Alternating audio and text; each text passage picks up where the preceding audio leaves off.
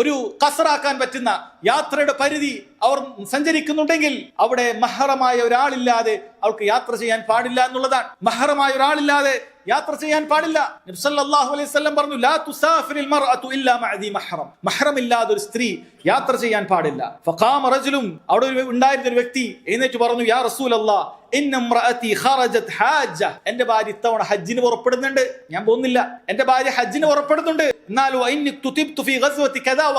ഞാനാകട്ടെ ഇന്നാലിന്ന് യുദ്ധത്തിലൊക്കെ പേര് കൊടുത്ത ആളാണ്, അതുകൊണ്ട് എനിക്ക് ഹജ്ജിനൊപ്പം പോകാൻ സാധിക്കുകയില്ല. ഒരു വ്യക്തി ചോദിച്ചതാണ്. റസൂലുള്ളാഹി സ്വല്ലല്ലാഹു അലൈഹി വസല്ലം പറഞ്ഞു, നീ നിന്റെ ഭാര്യയോടൊപ്പം പുറപ്പെട്ടു പോകുക, നീ അവളോടൊപ്പം ഹജ്ജ് ചെയ്യുക.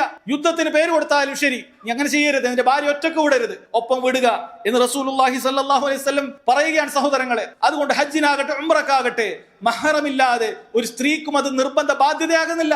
സ്ത്രീകൾ മനസ്സിലാക്കി, നിങ്ങൾ പേടിക്കേണ്ടതില്ല. നിങ്ങളുടെ കയ്യിൽ സമ്പത്തുണ്ട്, നിങ്ങൾക്ക് ആരോഗ്യമുണ്ട്. നിങ്ങൾക്ക് കൂടെ വരാൻ ഒരു മഹറമില്ലെങ്കിൽ നാളെ റബ്ബ് സുബ്ഹാനഹു വ തആല നിങ്ങളോട് ചോദിക്കുകയില്ല, എന്തുകൊണ്ട് സമ്പത്തുണ്ടായി, എന്തുകൊണ്ട് ആരോഗ്യമുണ്ടായി, ഹജ്ജ് ചെയ്തിട്ടില്ല എന്ന് അള്ളാഹുവിന്റെ ചോദ്യമില്ല. കാരണം സ്ത്രീയെ സംബന്ധിച്ചിടത്തോളം കൂടെ വരാൻ ഒരു മഹറം ഉണ്ടെങ്കിലേ അവൾക്ക് ഹജ്ജ് ബാധ്യതയാകത്തുള്ളൂ. അതുകൊണ്ട് പുരുഷന്മാരെ ശ്രദ്ധിക്കുക.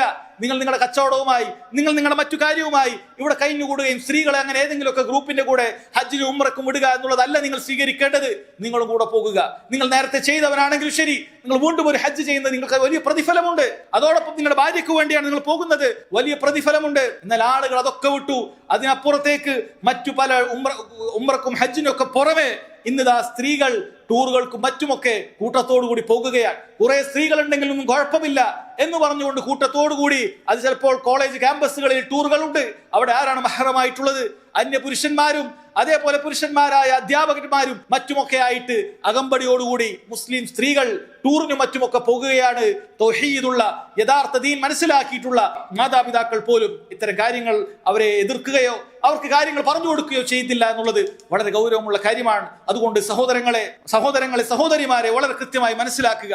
ഇതെല്ലാം അല്ലാഹു സുബ്ഹാനഹു വ തആല വളരെ ഗൗരവത്തിൽ കണ്ടിട്ടുള്ള, റസൂലുള്ളാഹി സ്വല്ലല്ലാഹു അലൈഹി വസല്ലം വളരെ ഗൗരവത്തിൽ നമ്മെ പഠിപ്പിച്ചിട്ടുള്ള കാര്യമാണ്. ആ ദീനിന്റെ ആളുകളാണെന്നുള്ള ഇസ്സത്തോടുകൂടി ആ ദീൻ മുറുകെ പിടിക്കുക.